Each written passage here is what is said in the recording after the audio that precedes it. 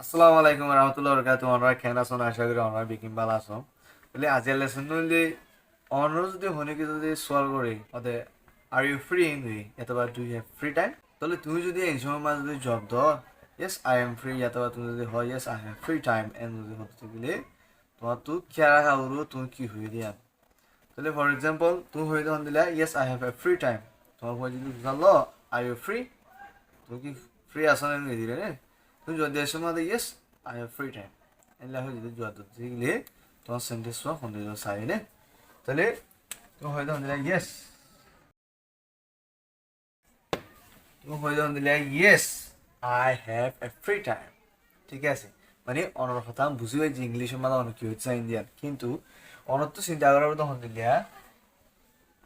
এ Times বেয়া শব্দ আছে টাইম উইল আনকন্ট্রোলেবল তাহলে আনকন্ট্রোলেবল না সামনে যদি তুমি যদি এটা যদি বোধ করে দিতে আমার গোয়েন্দ দে কাউন্টেবল না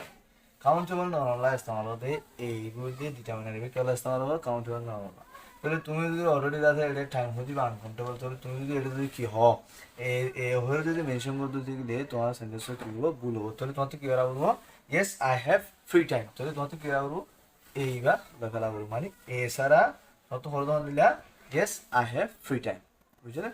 তাহলে আশা করি আমরা বুঝে একজন আজ নজরুল অবশ্যই বুঝা লাগবেন তাহলে দেখা যাবে সামনে ইনশাল্লাহ আজ আসসালামু আলাইকুম রহমতুল্লাহ।